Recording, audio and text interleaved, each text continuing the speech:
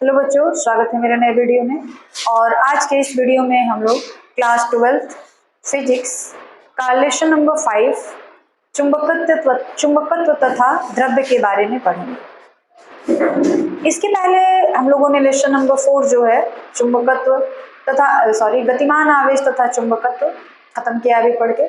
आज lesson number 5 start करेंगे और लेसन नंबर 5 का जो नाम है वो है चुंबकत्व एवं द्रव्य, मैग्नेटिज्म एंड मैटर। चुंबकत्व, सबसे पहले चुंबक क्या है? चुंबक सभी लोग जानते होंगे, सभी लोग देखे भी होंगे। चुंबक एक ऐसा पदार्थ होता है जो लोहे की वस्तुओं को, लोहे की चीजों को अपनी ओर आकर्षित कर लेता है। ठीक है। और चुंबक कितने प्रकार के होते हैं? तो चुंबक दो प्रकार के होते हैं। एक होता है प्राकृतिक चुंबक और एक होता है कृत्रिम चुंबक। प्राकृतिक चुंबक वो चुंबक होता है जो प्रकृति में मिलता है, इसका कोई निश्चित आकार नहीं होता है। और कृत्रिम चुंबक वो चुंबक होता है जिसका एक निश्चित आकार होता है और जिसे कृत्रिम विधियों द्वारा बनाया जाता है। इतनी बात तो समझ आ गई आपको। अब हम लोग जानेंगे चुंबकत्व क्या है। इसके पहले जो चैप्टर पढ़ा था उसमें भी हम लोगों ने जाना था कि चुंबकत्व क्या है। तो चुंबक के चारों ओर का वह क्षेत्र जहां तक कि लोहे की चीजों को वह अपनी ओर आकर्षित कर लेता है उसे हम लोग चुंबकीय क्षेत्र कहते हैं। और लोहे की चीजों को अपनी ओर आकर्षित करने की जो क्षमता होती है चुंबक में, जो गुण होता है उसे हम लोग चुंबकत्व कहते हैं। ठीक है। अब इस चैप्टर में मेन हम लोगों को मुख्य रूप से क्षण चुंबक के बारे में, या जिसको हम लोग बार मैग्नेट कहते हैं, उसी के बारे में पढ़ना है। तो सबसे पहले हम लोग ये जाने कि क्षण चुंबक जो है वो क्या है। क्षण चुंबक जो है, देखिए आपने अगर लैब में गए होंगे प्रैक्टिकल करने तो वहां पे आपको आयताकार एक चुंबक दिखाया गया होगा जिसको जो इस तरह का रहता है, एक सिरे पर N लिखा रहता है और दूसरे सिरे पर S लिखा रहता है। तो जो क्षण चुंबक होता है उसके दो ध्रुव होते हैं। तो सबसे पहले तो क्षण चुंबक की परिभाषा लिखें। क्षण चुंबक, क्षण चुंबक क्या है ये देखिए। एक पतली छड़ के आकार की, छड़ के आकार की चुंबक को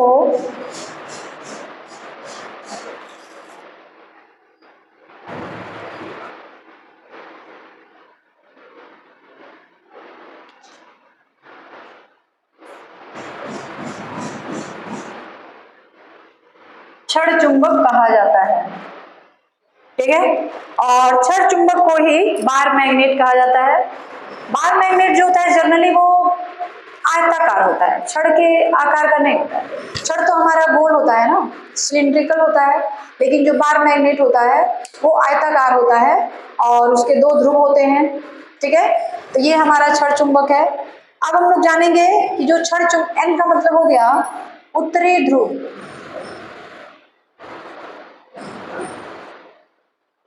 और S का मतलब हो गया दक्षिणी ध्रुव।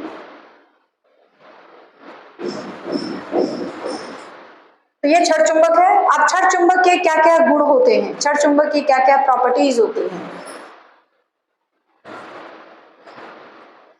क्षण चुंबक के गुण, क्षण चुंबक के क्या क्या गुण होते हैं।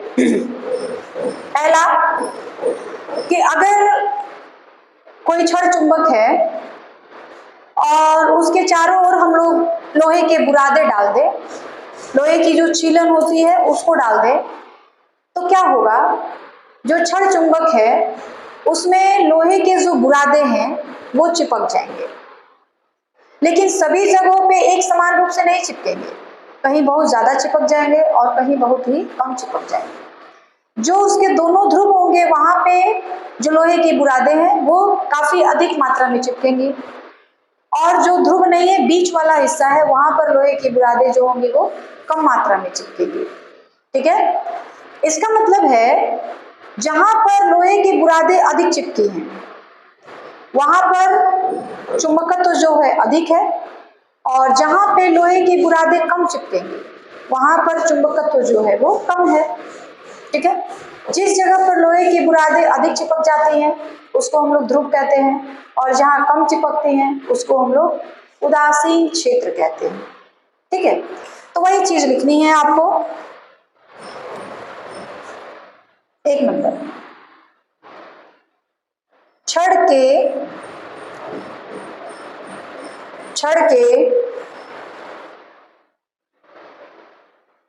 जिस भाग पर चुंबकत्व अधिक होता है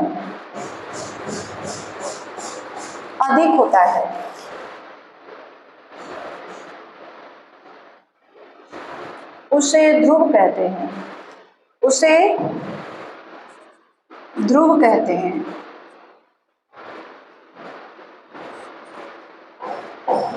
और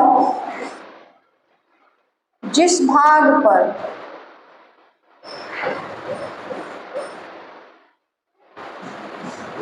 चुंबकत्व कम होता है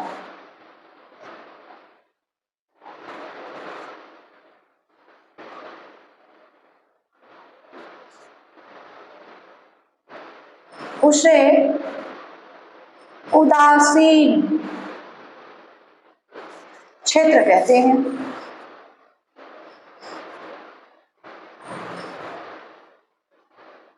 ठीक है, ये पहला गुण हो गया कि छड़ के जिस भाग पर चुंबकत्व अधिक होता है, यानी जहां लोहे की बुरादें अधिक चिपकती हैं उसे हम लोग छड़ का ध्रुव कहते हैं। और छड़ के जिस भाग पर चुंबकत्व कम होता है, यानी जहां पर लोहे की बुरादें कम चिपकती हैं उसे हम लोग उदासीन क्षेत्र कहते हैं। ठीक है, दूसरी गुण ये है कि जो छड़ चुंबक होता है उसे आप चाहे जितने भी छोटे छोटे टुकड़ों में बांट दें, चाहे जितने भी छोटे हिस्से कर दें, हर हिस्सा जो होगा एक चुंबक की तरह कार्य करेगा, और हर टुकड़े में दो ध्रुव पाए जाएंगे, उत्तरी ध्रुव और दक्षिणी ध्रुव। ठीक है, यानी जो चुंबक है उसमें कभी भी एक ध्रुव नहीं हो सकता है, हमेशा जो होंगे दो ध्रुव ही पाए जाएंगे। ठीक है, तो ये दूसरी गुण हो जाएगी इसकी। ये एक नंबर हो गया। ये दूसरा, छड़ को चाहे जितने छोटे छोटे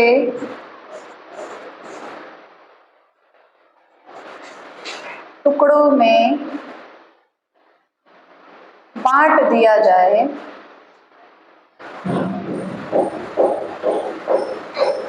प्रत्येक टुकड़ा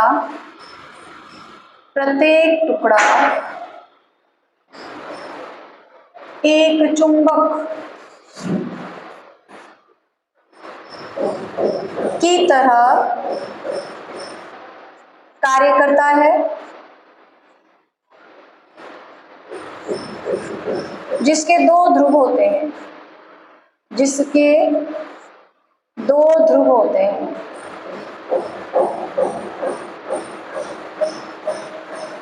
आई बात समझ में?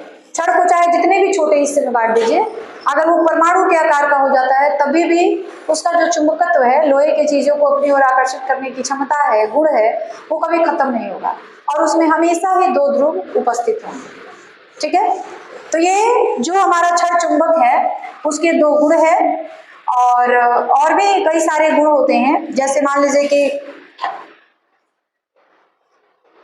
अगर छड़ चुंबक को बिल्कुल बीच में एक, मान लीजिए ये छड़ चुंबक है, बिल्कुल बीच में एक धागा बांधकर उसको लटका दिया जाए तो वो हमेशा पृथ्वी के उत्तरी और दक्षिणी ध्रुव को प्रदर्शित करेगा। यानी छड़ चुंबक का जो भाग उत्तर की ओर होगा, नहीं, छड़ का मतलब जो ध्रुव उत्तर की ओर लटकेगा उसको हम लोग कहेंगे कि वह पृथ्वी का उत्तरी ध्रुव है, और दक्षिणी ध्रुव जिधर है उसको हम लोग कहेंगे कि यह पृथ्वी का दक्षिणी ध्रुव है। ठीक है, तो तीसरा लिख लेते हैं कि जो छड़ चुंबक होता है या तीसरा एक और भी गुण होता है कि जो क्षण चुंबक होता है उसके जो सजातीय ध्रुव होते हैं, मतलब दोनों समान समान ध्रुव होते हैं, उनके बीच प्रतिकर्षण होता है, और जो विजातीय ध्रुव होते हैं उनके बीच आकर्षण होता है। तो ये भी लिख लीजिए क्षण चुंबक के तीसरे गुण।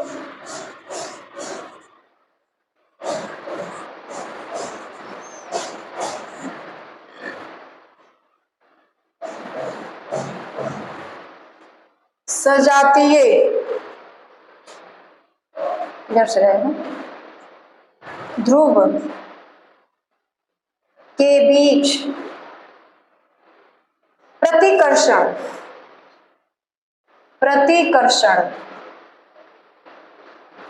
और विजातीय ध्रुव के बीच आकर्षण होता है।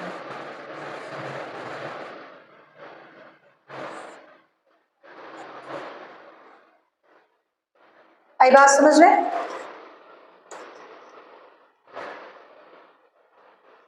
और चौथी चाहे तो आप ये भी लिख सकते हैं कि यदि क्षण चुंबक को बिल्कुल बीच में से एक धागे से बांध कर लटकाया जाए तो जो भाग उत्तर की ओर होगा वह उत्तरी ध्रुव होगा पृथ्वी का, और जो भाग दक्षिण की ओर होगा वह पृथ्वी का दक्षिणी भाग होगा।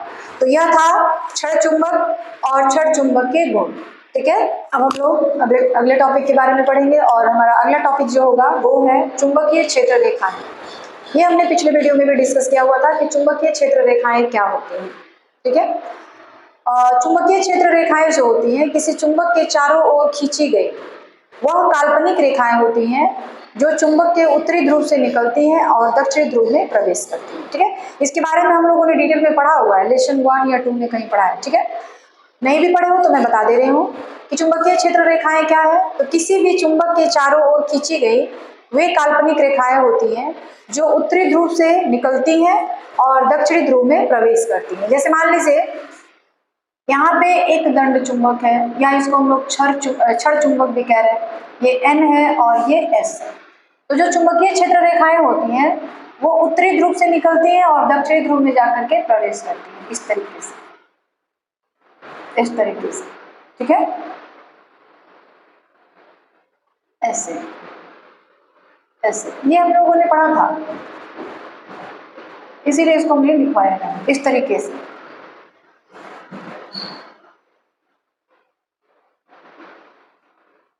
देखिए, तो चुंबकीय क्षेत्र रेखाएं क्या है? चुंबकीय क्षेत्र रेखाएं वे किसी चुंबक के चारों ओर खींची गई काल्पनिक रेखाएं होती हैं जो चुंबक के उत्तरी ध्रुव से निकलती हैं और दक्षिणी ध्रुव में प्रवेश करती हैं। ये चुंबकीय क्षेत्र रेखाएं हैं।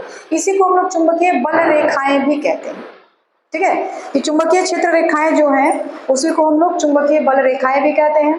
और इसके गुण क्या क्या है तो वह भी हमने बताया था, लेकिन फिर भी जो लोग उस वीडियो को नहीं देख पाए थे आज जान लें कि जो चुंबकीय बल रेखाएं होती हैं या जो चुंबकीय क्षेत्र रेखाएं होती हैं वो उत्तरी ध्रुव से निकलती हैं, दक्षिणी ध्रुव में प्रवेश करती हैं चुंबक के बाहर।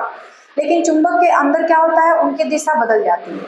चुंबक के अंदर जो होता है वो दक्षिणी ध्रुव से निकलती है और उत्तरी ध्रुव में प्रवेश करती है। ठीक है, दूसरी बात क्या होती है कि जो चुंबकीय क्षेत्र रेखाएं होती हैं वो चुंबक के चारों ओर जितने नजदीक होंगी, ठीक है, वहां पर जो चुंबकत्व होगा वो प्रबल होगा, और जितनी दूर होंगी जो चुंबकत्व होगा वो क्या हो जाएगा, दुर्बल हो जाएगा।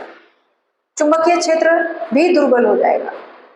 ध्रुवों पर चुंबकत्व का मान जो होता है सबसे ज्यादा होता है, यानी जो चुंबकीय क्षेत्र रेखाएं हैं ध्रुवों पर उनकी संख्या सबसे अधिक होती है, और जो बीच वाला चुंबक का पार्ट होता है उसमें चुंबकीय क्षेत्र रेखाओं का मान जो होता है वो कम होता है।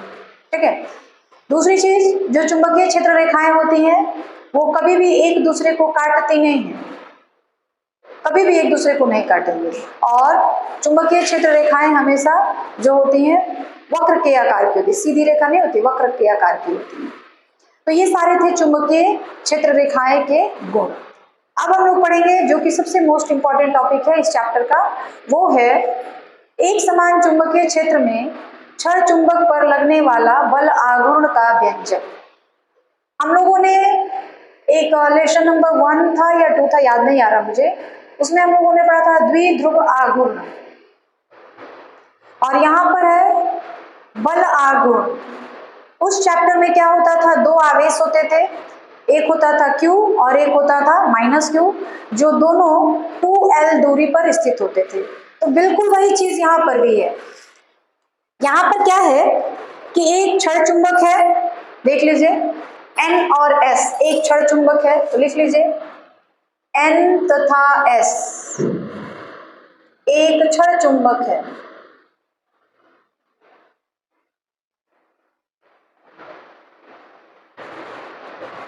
जो एक समान चुंबकीय क्षेत्र में रखा गया है। ये एक समान चुंबकीय क्षेत्र है, इसकी दिशा इस तरह से दी गई, ठीक है। और क्षण चुंबक जो है NS या SN एक समान चुंबकीय क्षेत्र में रखा गया है। इसके दोनों ध्रुवों पर देख लीजिए, एक ध्रुव है N और दूसरा ध्रुव है S। इसके दोनों ध्रुवों पर जो चुंबकीय क्षेत्र का मान है वो है M, एक है +M और एक जो है वो है -M। तो दोनों ध्रुवों पर लगने वाला बल क्या हो जाएगा, लिखेंगे चुंबकीय क्षेत्र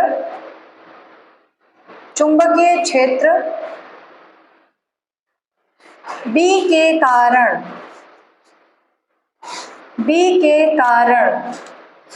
N ध्रुव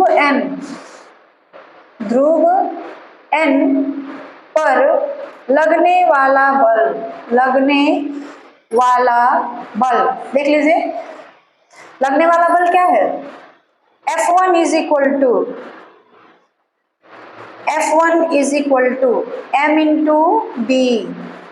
ये क्या है, चुंबकीय क्षेत्र की दिशा में है, लिखेंगे B के अनुदिश, ठीक है। उसके बाद ध्रुव S पर लगने वाला बल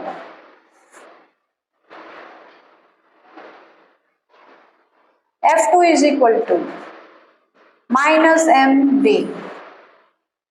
B के विपरीत।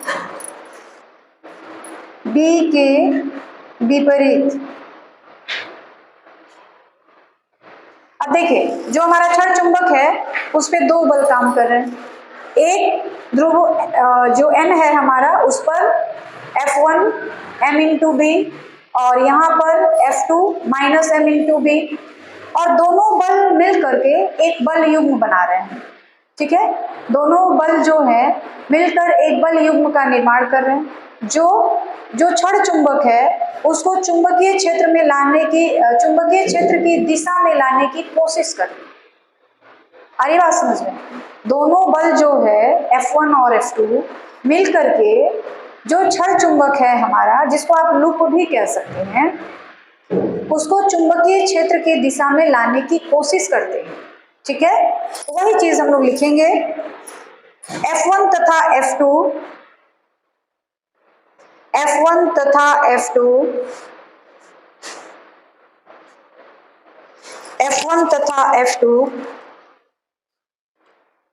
की क्रिया रेखाएं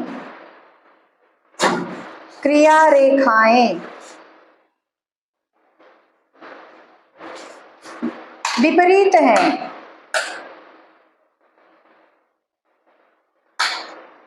अतः ये दोनों मिलकर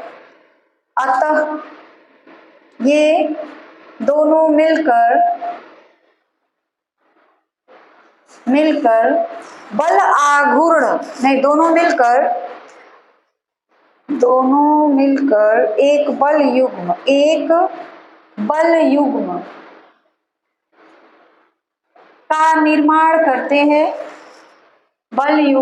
का निर्माण करते हैं। जो बात हमने बताई ना आपको, वही लिखना है कि दोनों बल जो है F1 और F2, उनकी दिशा तो विपरीत है लेकिन मान समान है, और दोनों मिलकर के एक बल युग्म का निर्माण कर रहा है। जो हमारा क्षण चुंबक है उसको चुंबकीय क्षेत्र की दिशा में लाने की कोशिश कर रहा है, ठीक है, निर्माण कर रहे हैं।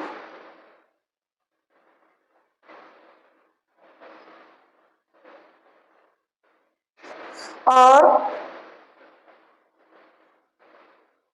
द्विध्रुव को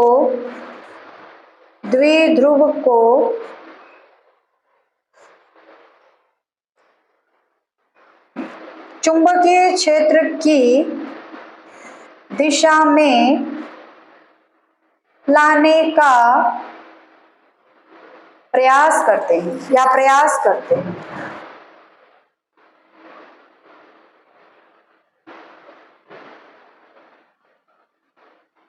इसे ही बल युग्म का आघूर्ण कहते हैं। इसे ही बल युग्म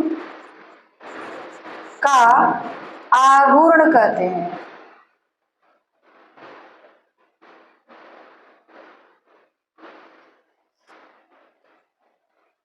इसे टो द्वारा प्रदर्शित करते हैं। ये हमने पिछले चैप्टर में भी पढ़ा हुआ है, ठीक है। प्रदर्शित करते हैं और टो बराबर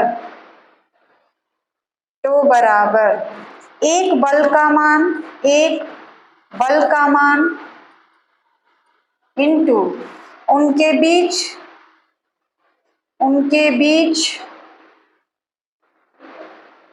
की लंबवत दूरी।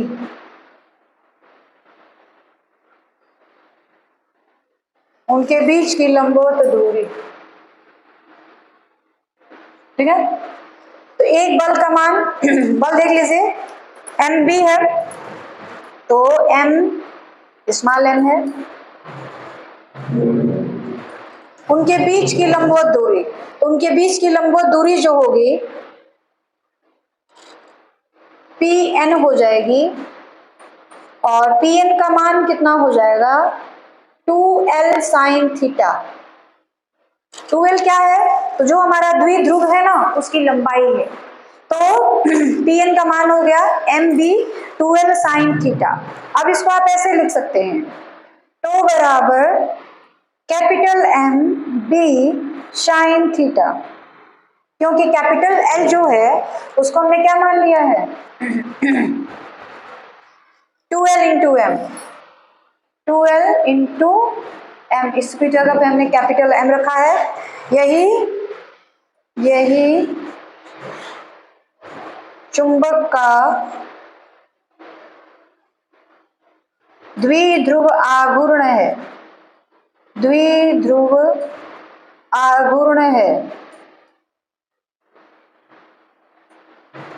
यही जो है चुंबक का द्विध्रुव आघूर्ण है। और इसे अगर सदिश रूप में हम लोग लिखें इसी चीज को, जैसे टू बराबर दिया है ना M into B into sine theta, तो इसी को अगर हम लोग सदिश रूप में लिखें तो क्या हो जाएगा सदिश रूप में, देखिए इसका सदिश रूप,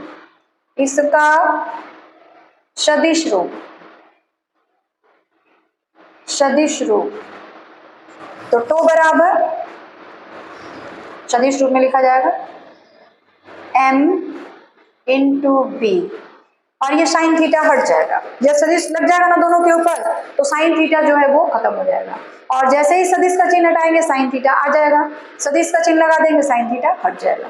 तो ये सदिश रूप है। अब ये टो का मान कैसा होगा, ये थीटा के मान पर निर्भर करेगा। टो का मान मिनिमम कब होगा, जब थीटा का मान 0 डिग्री होगा, और मैक्सिमम कब होगा, जब थीटा का मान 90 डिग्री होगा, क्योंकि साइन 90 का मान अधिकतम होता है जो कि 1 के बराबर होता है, और साइन 0 डिग्री का मान न्यूनतम होता है जो कि 0 के बराबर होता है। ठीक है, तो टो का मान यानी चुंबक का जो द्विध्रुव आघूर्ण है वह अधिकतम कब होगा, जब थीटा का मान 90 डिग्री हो जाएगा, और न्यूनतम कब होगा, जब थीटा का मान 0 डिग्री हो जाएगा। ठीक है, ये बात समझ आ गई। तो ये था हमारा एक समान चुंबकीय क्षेत्र में क्षण चुंबक पर लगने वाला बल आघूर्ण का व्यंजक। तो बल आघूर्ण का व्यंजक यही है हमारा, tau is equal to M B sine theta. और इसे अगर हम लोग सदिश रूप में लिखे तो सदिश टो के ऊपर सदिश, एम के ऊपर सदिश और बी के ऊपर सदिश। ये बात क्लियर हो गई आपको? ठीक है, अब हम लोग जानेंगे कि एक समान चुंबकीय क्षेत्र में किसी द्विध्रुव को घुमाने में कितना कार्य करना पड़ता है। अभी हमने पढ़ा ना चुंबकीय द्विध्रुव क्या है, और उसके लिए जो चुंबकीय बल आघूर्ण होता है उसके लिए हमने व्यंजक निकाला। अब है कि जो हमारा चुंबकीय द्विध्रुव है उसको अगर किसी एंगल से घुमाना हो या एक जगह से दूसरी जगह ले जाना हो या ले आना हो, तो वैसी स्थिति में आपको कितना कार्य करना पड़ेगा। ठीक है, तो मान लीजिए कि यह जो है हमारा एक चुंबकीय द्विध्रुव है जिसके दो ध्रुव है N और S। स्मॉल m जो है इसका चुंबकीय सामर्थ्य है। स्मॉल m क्या है? चुंबकीय सामर्थ्य है। और जो कैपिटल M है वो क्या है? चुंबकीय द्विध्रुव आघूर्ण है। ठीक है, तो उसको एक जगह से दूसरी जगह ले जाने में या चुंबकीय क्षेत्र में थोड़ा सा घुमाने में कितना कार्य करना पड़ता है। ठीक है, तो कार्य बराबर क्या होता है? बल गुणा विस्थापन। माना कि चुंबकीय द्विध्रुव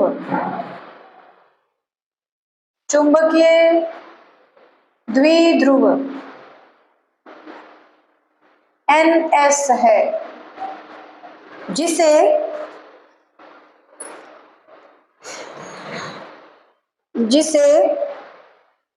सूक्ष्म कोण डी थीटा से घुमाने पर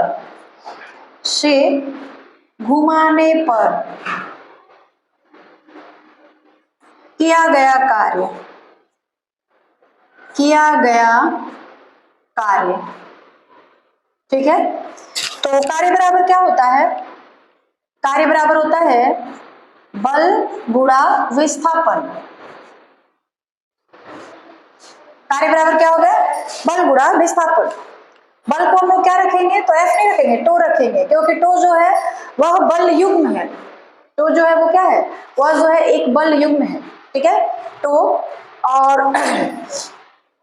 विस्थापन क्या हो जाएगा? तो थीटा कोण से उसको हम लोग घुमा रहे। द्विध्रुव जो है काफी छोटा है, जो उसको जब हम घुमाएंगे तो वह भी डी थीटा कोण से घुमाएंगे। डी थीटा कोण का मतलब है कि कोण भी जो है वो काफी छोटा है, तो जो कार्य होगा वह भी क्या होगा? DW होगा। ठीक है, तो इसके लिए हम लोग कार्य के लिए लिखेंगे DW। बल के लिए टो, विस्थापन के लिए, तो विस्थापन के लिए हम लोग लिखेंगे डी थीटा कोण से विस्थापित किया गया है, डी थीटा से। अब DW बराबर टो का मान रख दीजिए। अभी हमने टो का मान निकाला था ना, MB sin theta D theta, MB sin theta D theta. बस यहाँ पे क्या किया गया है? टो का मान रख दिया गया है। ठीक है, द्विध्रुव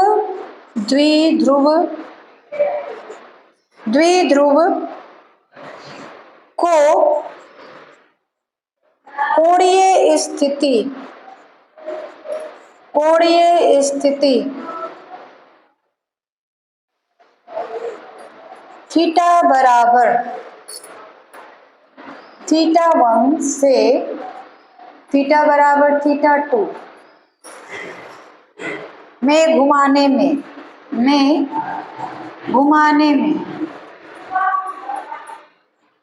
किया गया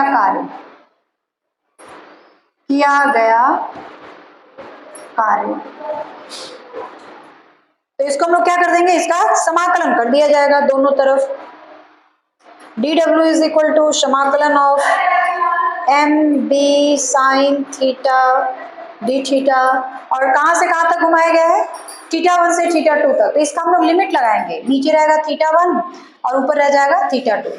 तो DW का समाकलन जब करेंगे तो आ जाएगा W, और यहाँ MB बाहर आ जाएंगे, sin थीटा डी थीटा का समाकलन होगा। MB बाहर रहेगा, sin थीटा डी थीटा का समाकलन हम लोग करेंगे। जो बायो वाले स्टूडेंट है वो नहीं जान पाएंगे कि समाकलन क्या है, लेकिन जो मैथ्स के स्टूडेंट्स हैं वो जान रहे होंगे कि समाकलन क्या है और अवकलन क्या है।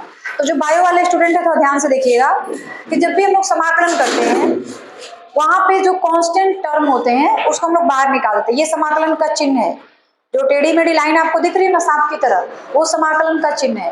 तो समाकलन करना है आपको, तो जो कांस्टेंट टर्म होंगे, जो बदलेगा नहीं, उसको हम लोग समाकलन के बाहर कर लेंगे, और जो चर होगा उसका हम लोग क्या करेंगे? समाकलन करेंगे। तो इसके लिए भी आपको फॉर्मूला याद करना पड़ेगा। साइन थीटा का समाकलन होता है माइनस कॉस थीटा। तो इसको हम लोग लिख लेंगे dw का समाकलन हो गया w mb और साइन थीटा, यहाँ लिमिट लगेंगे θ1 से θ2 तक। साइन थीटा का जो समाकलन होता है वो होता है माइनस कॉस थीटा। तो ये हो जाएगा w बराबर mb माइनस कॉस थीटा और जो लिमिट है θ1 से θ2। ठीक है, अब क्या किया जाएगा देख लीजिए, W बराबर एम बी। देखिए लिमिट जब दिया रहता है तो समाकलन करते हैं, तो जब हम लोग लिमिट रखते हैं तो उसका ये नियम है कि ऊपरी सीमा, पहले ऊपरी सीमा रखा जाएगा, बीच में माइनस, फिर निम्नतम सीमा, ऊपरी सीमा माइनस निम्नतम सीमा। तो जो ऊपर वाला लिमिट है पहले उसको रखेंगे, फिर बीच में माइनस का साइन लगाएंगे, फिर नीचे वाला लिमिट रखा जाएगा। तो ये हो जाएगा माइनस कॉस θ1 माइनस कॉस, नहीं θ2 रहेगा, θ2 रहेगा। पहले ऊपर वाली सीमा को रखते हैं, फिर माइनस लगा के नीचे वाली सीमा को रखते हैं, θ1। ये लाइन समझ आई आपको? पहले माइनस कॉस थीटा है ना, तो माइनस कॉस थीटा की जगह पे ऊपर वाला लिमिट रखा जाएगा θ2, फिर बीच में माइनस, फिर माइनस कॉस θ1। अब ये क्या हो जाएगा, m b minus cos θ2, minus और माइनस दोनों मिलेंगे तो क्या हो जाएगा, प्लस। ठीक है, कॉस θ2।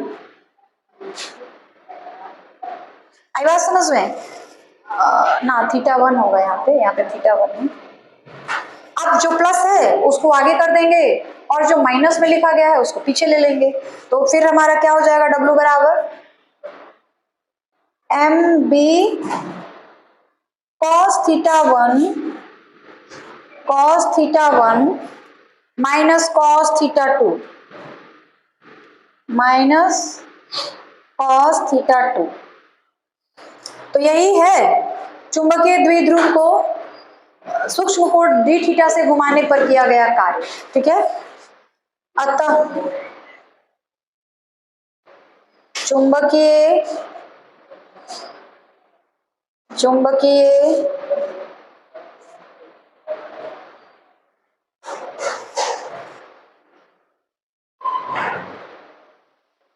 द्विध्रुव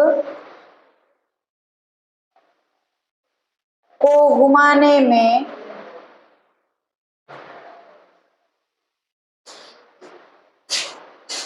किया गया कार्य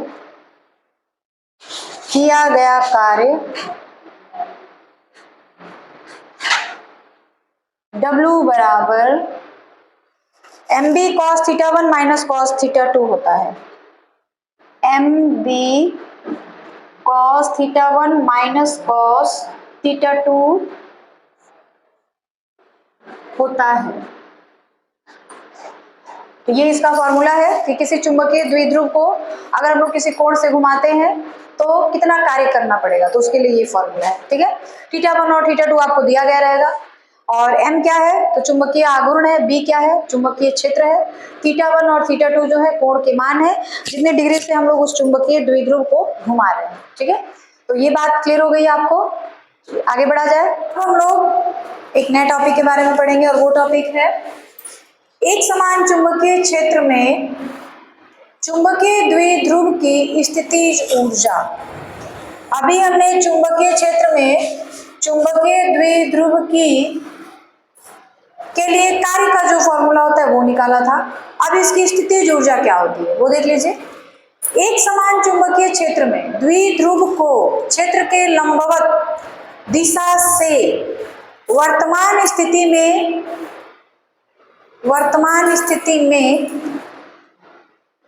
लाने में प्रत्यानयन बल के विरुद्ध किए गए कार्य के बराबर होता है।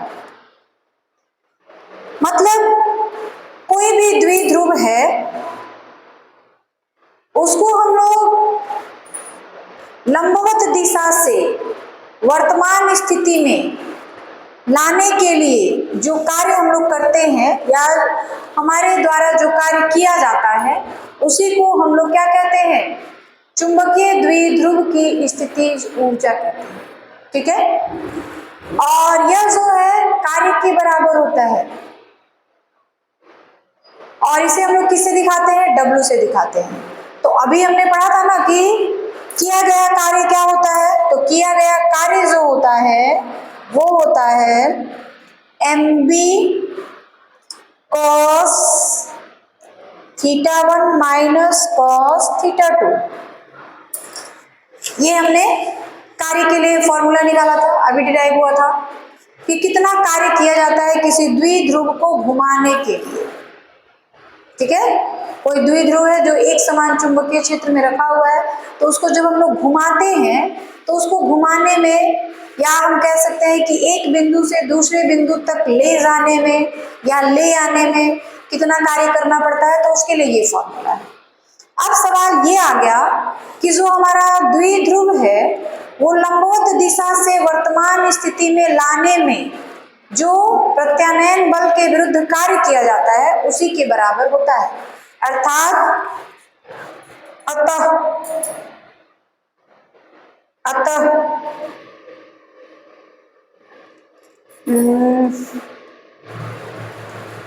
एक समान चुंबकीय क्षेत्र में द्विध्रुव को क्षेत्र के लंबवत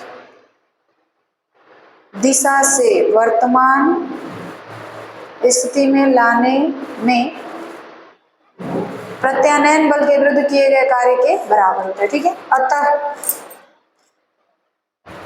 θ1 बराबर 90 डिग्री तथा θ2 बराबर थीटा रख कर स्थितिज ऊर्जा का मान ज्ञात किया जा सकता है।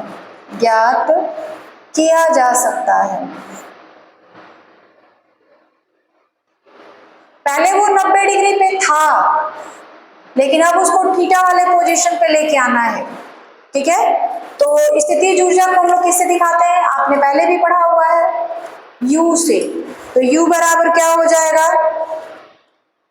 U बराबर W 90 से थीटा के पोजीशन में ले जाने में जो द्विध्रुव है वो 90 के मतलब लंबवत स्थिति से थीटा की स्थिति में ले जाने में जो कार्य करना पड़ता है उसी के बराबर होता है। तो U बराबर क्या हो जाएगा, W के लिए तो हमने फॉर्मूला लिखा हुआ है ना, mb cos θ1 माइनस cos θ2। तो mb cos θ1 की जगह लिया जाएगा 90 माइनस θ2 की जगह केवल थीटा रखा जाएगा। तो U बराबर हो जाएगा mb cos 90 degree 0 minus cos theta. तो ये क्या हो जाएगा, U बराबर माइनस mb cos थीटा। अगर इसको सदिश यही द्विध्रुव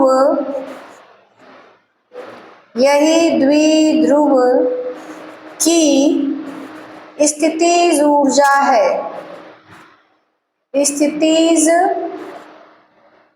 ऊर्जा है, ऊर्जा का समीकरण है। ठीक है, स्थितिज ऊर्जा का समीकरण हो गया माइनस mb cos थीटा। और इसे सदिश रूप में अगर लिखा जाए, सदिश रूप में, तो क्या हो जाएगा, U बराबर माइनस mb। ठीक है, तो ये भी फॉर्मूला आप लिख सकते हैं और सदिश के रूप में ये फॉर्मूला लिखेंगे क्योंकि थीटा होगा यहाँ पे। अभी हमने पढ़ा था ना कि साइन थीटा होता है और जब उसको सदिश रूप में लिखा जाता है तो साइन थीटा हम लोग हटा देते हैं। बिल्कुल वही चीज है, जब हम लोग इसको सदिश रूप में लिखेंगे तो जो थीटा का मान है यानी कॉस थीटा का मान जो है वो हट जाएगा। तो ये था एक समान चुंबकीय क्षेत्र में चुंबकीय द्विध्रुव की स्थितिज ऊर्जा का मान। स्थितिज ऊर्जा के लिए व्यंजक कैसे निकालते हैं। अब जब इस पे सवाल पूछा जाएगा तो आप डायरेक्ट ये वाला फॉर्मूला या ये वाला फॉर्मूला यूज करके वैद्युत द्विध्रुव चुंबकीय द्विध्रुव की जो है स्थितिज ऊर्जा निकाल सकते हैं। ठीक है।